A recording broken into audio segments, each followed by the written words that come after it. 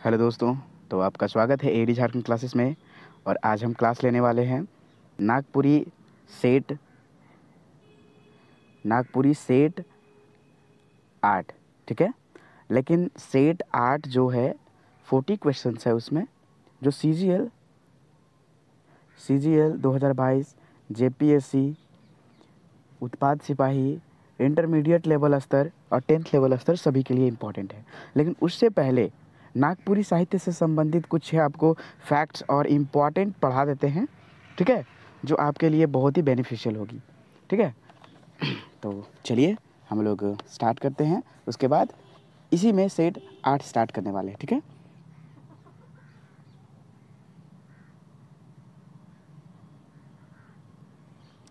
तो थोड़ा सा इसको अभी फिनिश कर लेते हैं। देखिए, हाँ, नागपुरी लोक साहित्य से संबंधित कुछ तथ्य, जैसे कि यहाँ देख रहे हैं आप लोग, सभी लोग जानते हैं, लेकिन फिर से थोड़ा सा हम आपको याद दिला देते हैं। जॉर्ज ग्रिशन नागपुरी के बारे में क्या बोले हैं।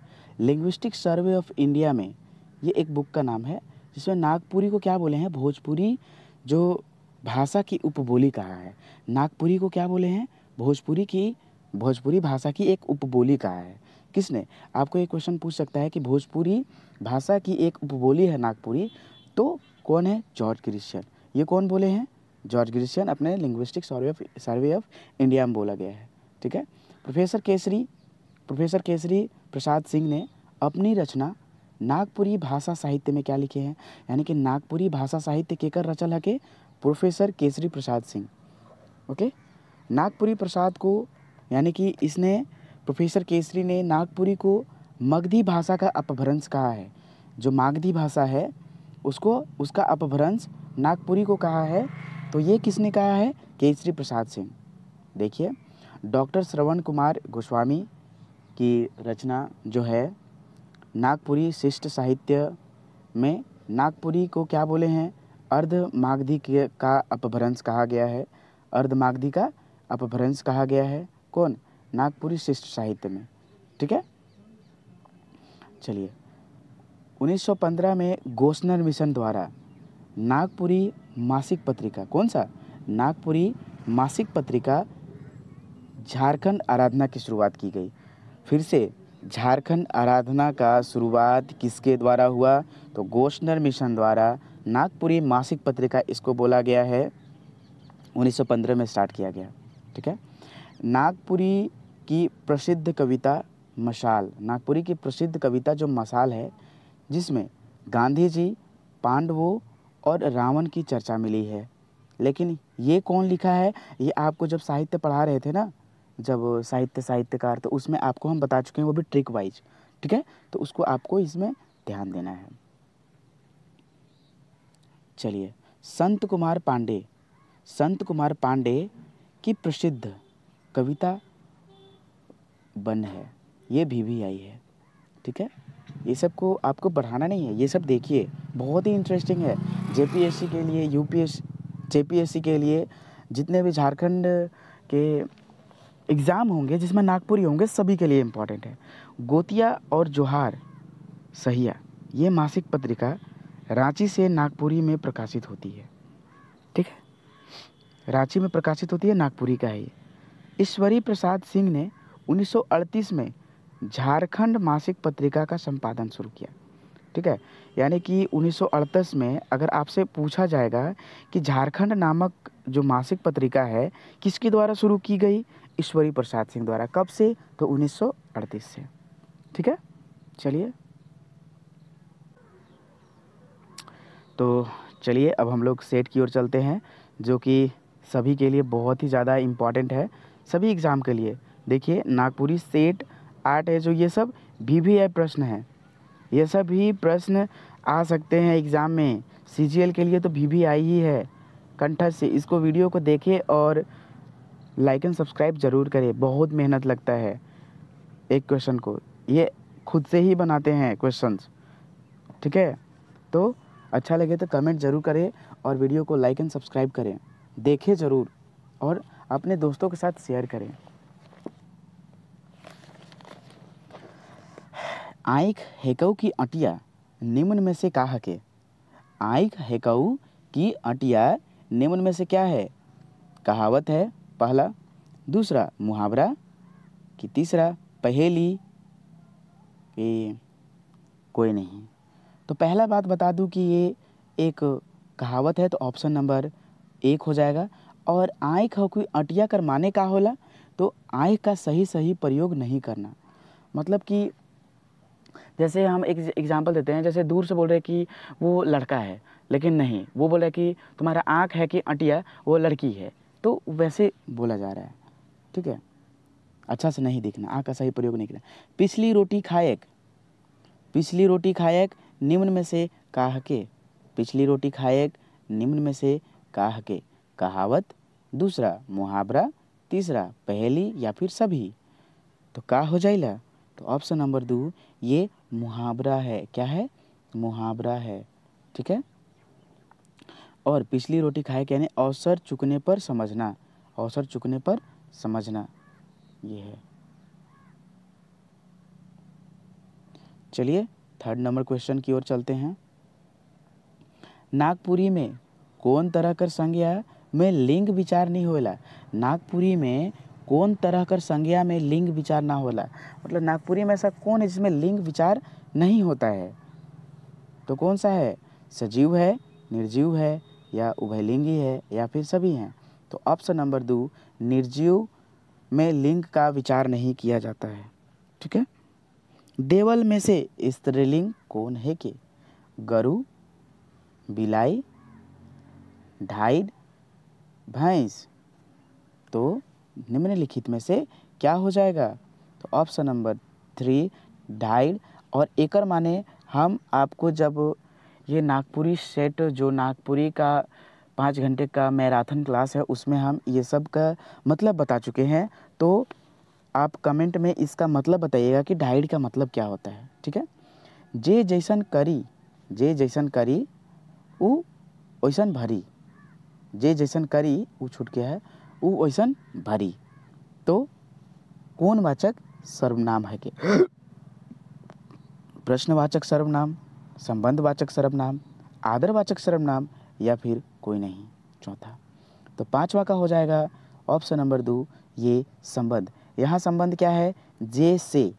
ठीक है, जे जैसन करी से वैसन भरी, यानी कि जे से क्या है, संबंध जोड़ रहा है, वाक्य को जोड़ रहा है, यानी कि संबंध वाचक हो गया। ठीक है, भूतकाल नागपुरी में इम्पॉर्टेंट प्रश्न है ये। नागपुरी में भूतकाल कितने प्रकार के होते हैं। ऑप्शन नंबर 1 3, दूसरा 6, तीसरा 2, चौथा 4। भूतकाल कितने प्रकार के होते हैं, तो बस काल का याद रखिएगा 362। वर्तमान काल 3 होता है नागपुरी में, भूतकाल 6 होता है, और नागपुरी में जो भविष्य काल होता है वो 2 होता है। ठीक है, 362 सिर्फ आपको याद रखने हैं।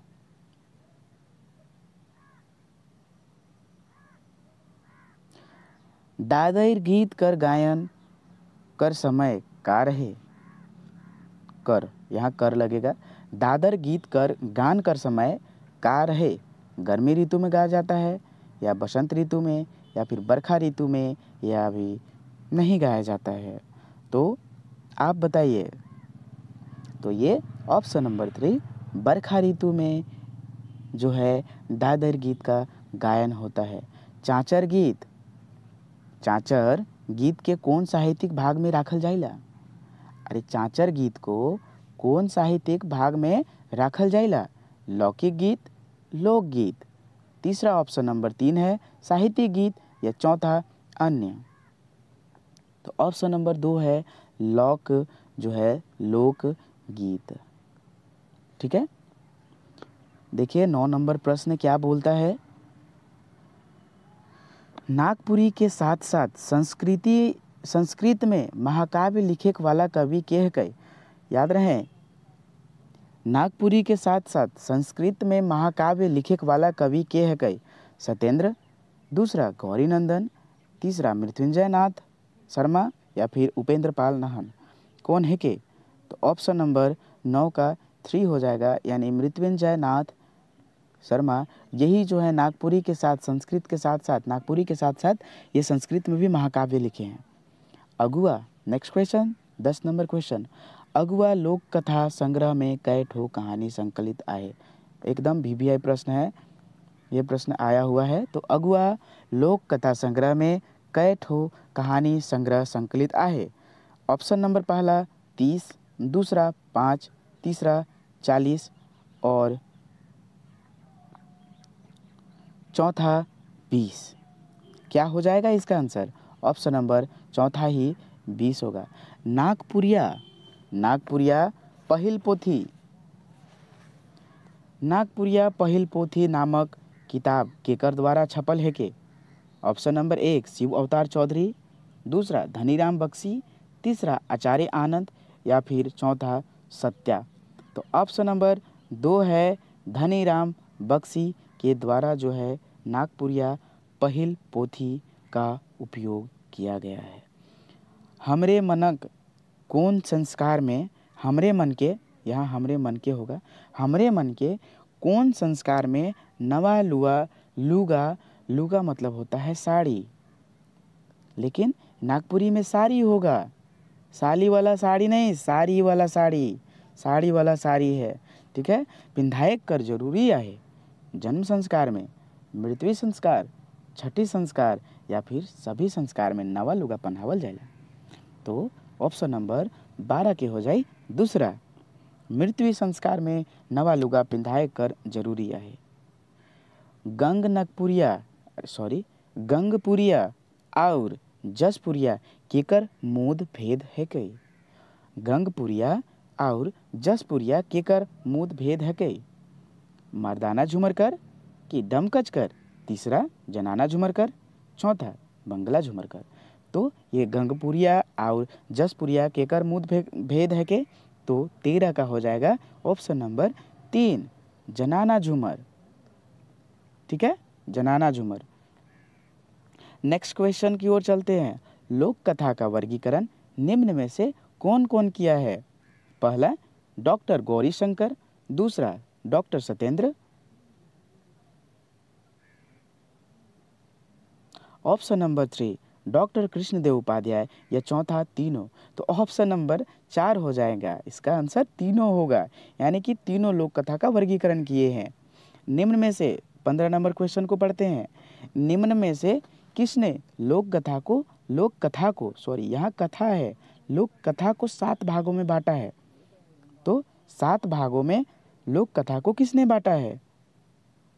डॉक्टर सत्या गुप्ता, डॉक्टर सत्येंद्र गुप्ता या डॉक्टर उपेंद्र उपाध्याय या फिर आचार्य आनंद। तो किसने लोक कथा को 7 भागों में बांटा? तो ऑप्शन नंबर 2 सत्येंद्र साथ। जब आपको हम ये नागपुरी लोक साहित्य, जब हम आपको भुवनेश्वर अनुज का जो है 1 लाइनर और ये उसका MCQ हम आपको पढ़ाए थे, तो उसमें हम टोटल का ट्रिक बता चुके हैं, जो केवल आपको सर्च करने से मात्र आपको सबसे पहले ईडी झारखंड क्लासेस का, यानी कि मेरा वीडियो सबसे पहले आएगा। सिर्फ आप नागपुरी क्लासेस, नागपुरी लोक साहित्य सर्च कीजिए, पहले वीडियो आएगा, वो मैराथन क्लास है 3 घंटे का। ओके, तो नेक्स्ट क्वेश्चन की ओर चलते हैं। कृष्णदेव उपाध्याय ने लोक कथा को कितने भागों में बांटा? इसका भी ट्रिक बता चुके हैं। पहला हो गया 8, दूसरा 4, तीसरा 6, चौथा 3। तो क्या हो जाएगा इसका आंसर? कृष्ण भगवान, कृष्ण 6। इसका ट्रिक आपको याद दिलाए थे, कृष्ण 6, ऑप्शन नंबर 3 हो जाएगा, ठीक है। नेक्स्ट क्वेश्चन, पहेलियाँ की रचना उस समय हुई होगी जिस समय किसी बात को कहने में कोई अड़चन नहीं आती होगी, कोई अड़चन आती होगी, कोई अड़चन पहेलियाँ का समय उस समय यूज किया होगा जिस समय मतलब कि आती होगी, कोई अड़चन आती होगी, उस टाइम पहेलियाँ का उपयोग हुआ होगा। तो इकेकर गोइटबा, सत्यागुप्ता, फ्रेजर महोदय, तीसरा सत्यार्थी या फिर इनमें से कोई नहीं। तो ऑप्शन नंबर 2 हो जाएगा इनका। फ्रेजर महोदय ऐसा बोले हैं कि पहेलियाँ का उपयोग इसलिए किया होगा ताकि कोई भाषा या बोली बोलने में उसका कोई अड़चन आती होंगे, ठीक है। तो ऐसा कोई बात नहीं है, यहाँ देख लीजिए। नेक्स्ट क्वेश्चन, किस जनजाति में विवाह करने से पूर्व पहेली बुझाने की प्रथा है। आपको ये सब लोक साहित्य में पढ़ा चुके हैं। ओके, वीडियो को ध्यान से देखेंगे, स्किप ना करेंगे। अदरवाइज तनिक भी अगर आप कोशिश किए स्किप करके आगे बढ़ाने का तो नहीं समझ में आ सकता है। ठीक है, तो वीडियो को अच्छे से देखेंगे और अपने सक्सेस को आगे बढ़ाने का प्रयास करेंगे। ठीक है, किस जनजाति में विवाह करने से पूर्व पहेली बुझाने की प्रथा है? संथाल, दूसरा असुर, तीसरा विरहोर, चौथा हो। तो क्या हो जाएगा इसका आंसर? तीसरा विरहोर। ठीक है, पहेली को किसने अलंकार नहीं माना है? पहेली को किसने अलंकार नहीं माना है? आचार्य आनंद, आचार्य मम्मट, या फिर आचार्य चाणक्य, या डॉक्टर सत्येंद्र गुप्त। तो निम्न चारों में से कौन है जो पहेली को अलंकार नहीं माना है? तो क्या हो जाएगा? Option number 2 Mammata. मम्मट जी नहीं माने हैं, याद रखिएगा। बस यही याद रखिएगा कि पहेली को अलंकार नहीं, मम्मट नहीं माने हैं। ओके, नेक्स्ट, लोकोक्तियाँ का जग जीवन किसके समान है? लोकोक्तियाँ का जग जीवन में, जो हम लोग जन जीवन में, किसके समान है? लोकोक्तियाँ का जन जीवन में, हम लोग के जीवन में लोकोक्तियाँ किसके समान है? धर्मशास्त्र के समान, नीति शास्त्र के समान, या मिथक के समान, या ऋग्वेद के समान। ठीक है, तो ऑप्शन नंबर 2 हो जाएगा। तो नीति शास्त्र के समान जो है, नीति शास्त्र के समान जो है, ये लोकोक्तियाँ हमारे जनजीवन में समान है। 21 नंबर क्वेश्चन, लोकोक्तियाँ की परंपरा कहाँ से मिलल हके? मध्यकालीन से साहित्य से, प्राचीन साहित्य से, या आधुनिक साहित्य से? चौथा नंबर ऑप्शन क्या बताता है? या फिर सभी? तो इसका आंसर हो जाएगा 21 नंबर का दूसरा, यानी कि प्राचीन साहित्य से लोकोक्तियों का परंपरा मिली है। लोकोक्तियाँ परंपरा कहाँ से मिली है? प्राचीन साहित्य से। ठीक है, चलिए 22 नंबर क्वेश्चन को हम लोग ध्यान से देखते हैं और इन्जॉय करते हैं। इनसाइक्लोपीडिया ब्रिटानिका में लोकगीत के बारे में क्या सत्य लिखा हुआ है? याद रखिएगा, ये सब एक एक करके क्वेश्चन पूछ सकता है आपसे, इसलिए ये सब कंठ से याद कर लेंगे। लोकगीत न तो नया है और न ही पुराना है। केकर गोई ठके, इनसाइक्लोपीडिया में ब्रिटानिका में ये सब लिखा गया है। लोकगीत जंगल के वृक्ष के समान है, जिसकी जड़ें किसके समान है? जिसकी जड़ें भूतकाल की जमीन में गहरी धसी हुई है, जिसमें निरंतर नई डालियाँ हैं, यहाँ डालियाँ हैं, पल्लव और फल उठते रहते हैं। या फिर चौथा सभी सत्य। तो ऑप्शन नंबर 4 हो जाएंगे सभी सत्य। ठीक है, 23 नंबर क्वेश्चन, लोकगीत स्वतः जन्मा है, किसने लिखा हुआ है? लोकगीत स्वतः जन्मा है, किस में लिखा हुआ है? ऋग्वेद में, स्वरवेद में, या अथर्ववेद, या ब्रिटानिका? किस में लिखा हुआ है? ऑप्शन नंबर 4 में लिखा हुआ है। ठीक है, ब्रिटानिका। आपको बता देते हैं, ऋग्वेद प्राचीन वेद है, स्वरवेद महामंदिर अभी जो निर्माण हो रहा है वाराणसी में विहंगम योग के द्वारा, विहंगम योग जो भव्य मंदिर, वहाँ एक बार में 20,000 साधक साधना कर सकते हैं, ध्यान लगा सकते हैं। बहुत भव्य मंदिर जो बन रहा है, अभी आप लोग वहाँ मौका मिले तो जाइए देखने स्वरवेद महामंदिर धाम को। ओके, वहाँ स्वरवेद महामंदिर धाम जब वहाँ पहुँचिएगा ना, तो वहाँ भक्त ही भक्त, आपको बहुत अच्छा फील होगा।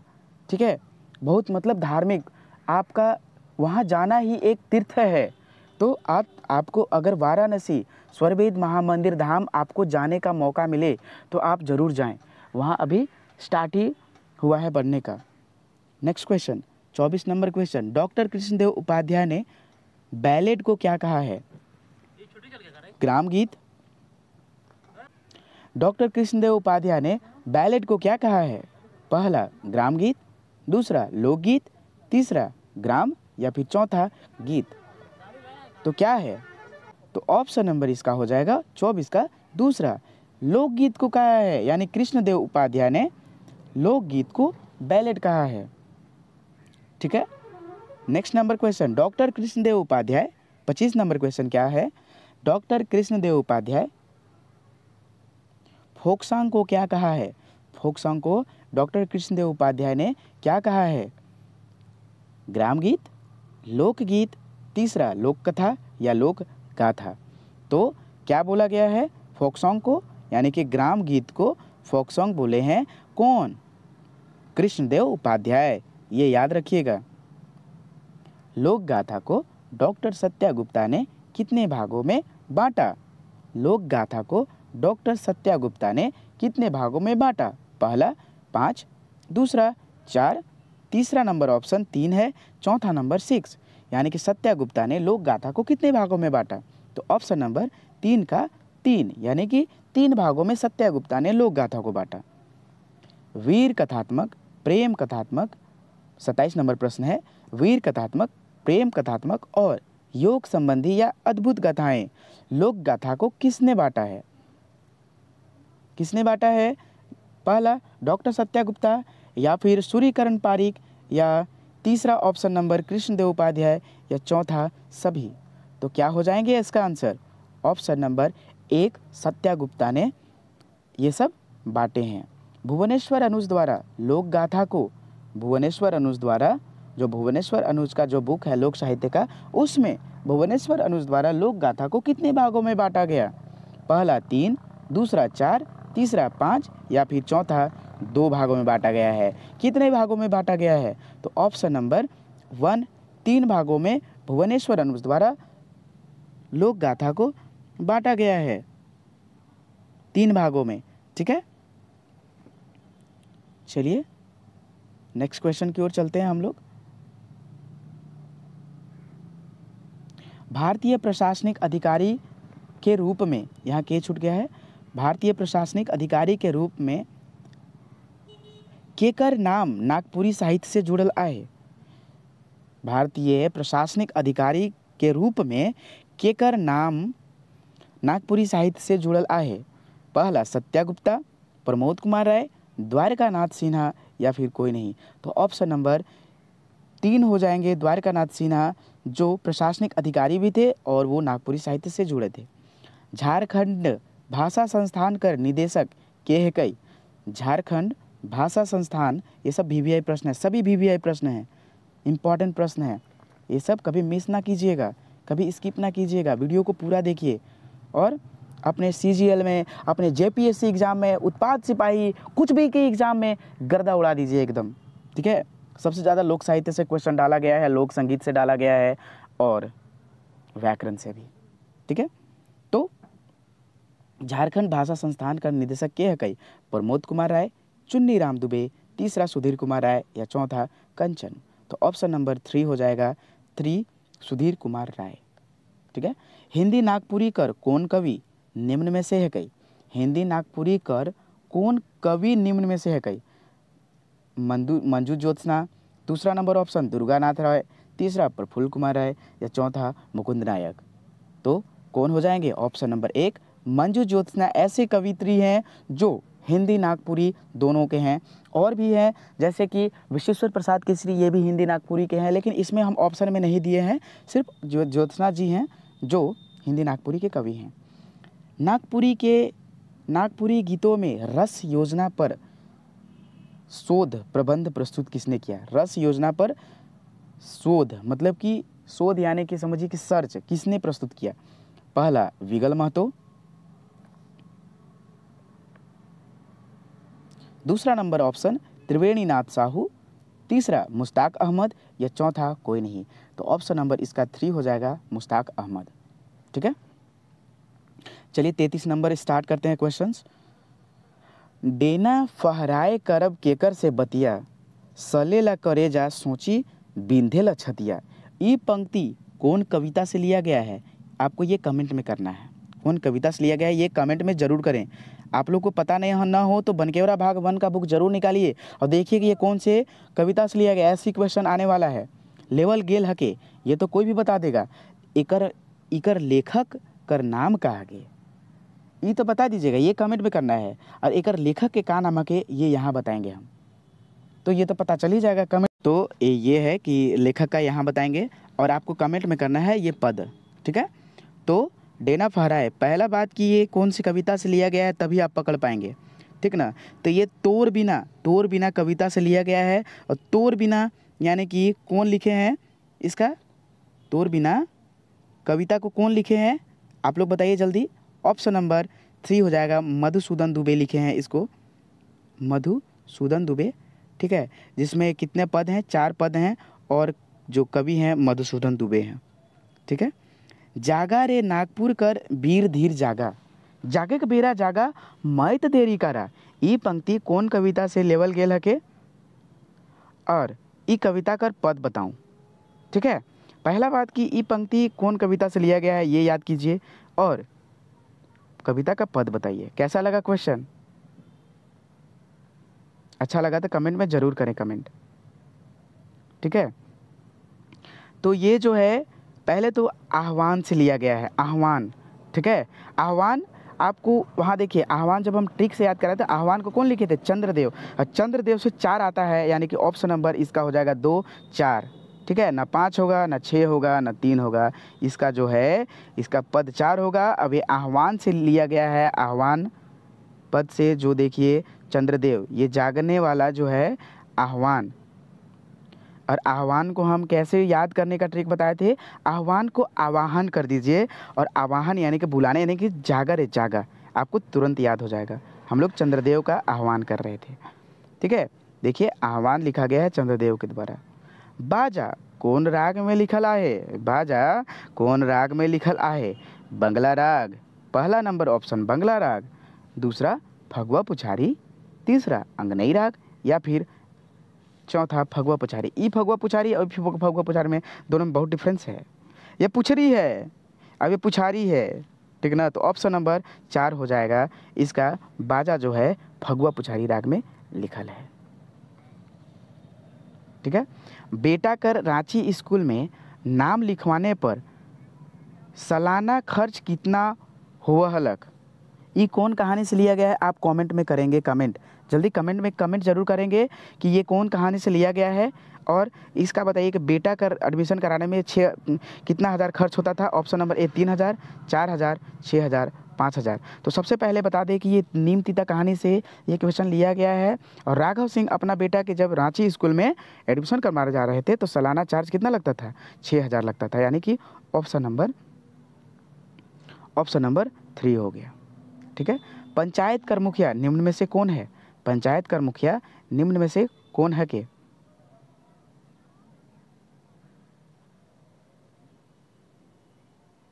पहला चुटिया, दूसरा घनघोर सिंह, तीसरा भोला और चौथा देसा। आप ये बताइए कमेंट में, आपको कमेंट करना है कि चोटिया कौन था, घनघोर सिंह यानी कि ऑप्शन नंबर ये हो जाएगा, पंचायत का मुखिया ये था। भोला रत्नीकर पति था कि बुधनिकर, ये भी कमेंट कीजिए। आप लोग देखते हैं वीडियो देख लेते हैं, कमेंट नहीं करते हैं, या तो पूरा वीडियो नहीं देखते हैं, ठीक है, या तो पूरा वीडियो नहीं देखते हैं या तो कमेंट करना चाहते नहीं हैं। मेहनत बहुत लगता है, ठीक है। या फिर और देसा कौन था, ये सब आप डैश दे देकर कमेंट करेंगे। बनकेवरा भाग 1 में डायन के कहल जाइला, के कहल गेलक। बनकेवरा भाग 1 में डायन के कहल गेलक। पहला सालू, दूसरा बिरसी, तीसरा दोनों, चौथा कोई नहीं।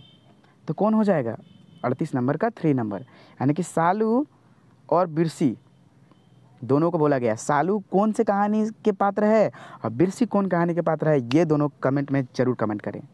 मनोज कौन कहानी से संबंधित है, सुंदर, बथा, बंगला कर सुख या फिर बिसाही। तो ऑप्शन नंबर 1 हो जाएगा, सुंदर से कहानी से मनोज का संबंध है, जो नगमतिया कर दूसर पहिल बेटा और मनोज के जन्म होने के बाद सुंदर कर दुख ही दुख स्टार्ट हो गई हलक। काका कर कहाँ ले जाकर आंख दिखवाने का बात कहा जा रहा था, सीतामढ़ी में, सीतागढ़ में या सीतापुर या समरपुर। तो ऑप्शन नंबर 3 हो जाएगा, सीतापुर में काका कर आंख दिखवाने, जो मोतियाबिंद हो गया था उसको दिखवाने के लिए बात कहा जा रहा था। अब देखिए आपका जो ये है सेट ख़त्म हुआ और क्लास जो है आपको सभी क्लास करा दिए जा चुके हैं। जो CGL का है सिर्फ सेट चल रहा है और न्यू बैच स्टार्ट होने वाला है JPSC का, और जितने भी इंटरमीडिएट लेवल और 10th लेवल स्तर पर का है वो सब के स्टार्ट होने वाले हैं। तब हम आपको बताते हैं ये जो सेट है, आप लोग पूरा वीडियो अच्छे से देखेंगे। और नागपुरी लोक साहित्य ये वीडियो ज़रूर देखिएगा, जो भुवनेश्वर अनुज का शॉर्ट नोट्स है, ठीक है, शॉर्ट नोट्स 1 लाइनर, उसको पढ़ने के बाद और MCQ लगाने के बाद आपको भुवनेश्वर अनुज के बुक को पढ़ने की ज़रूरत नहीं पड़ेगी पूरा उतना डिटेल्स में। इसलिए शॉर्ट नोट्स को पढ़े और अच्छे मार्क्स लाएं, केवल उतना ही पढ़े, अच्छे मार्क्स लाएं। आप लोग देखिएगा जितना शॉर्ट नोट्स 1 लाइनर बनाया है उससे अलग कहीं भी आज तक क्वेश्चन नहीं पूछा है और ना पूछेगा। देखो जितने भी इम्पॉर्टेंट फैक्ट्स होते हैं सभी बता दिए जा चुके हैं, ठीक है। सो धन्यवाद watching for this video. Or if you want to PDF and take, then call on WhatsApp 8863 884281 8863 884281। हिचकिचाएंगे नहीं, जिनके पास पैसा भी होगा वो भी कॉल करेंगे, जिनके पास नहीं भी होगा वो भी कॉल करेंगे। पैसा नहीं रहने पर ऐसा नहीं होगा कि आप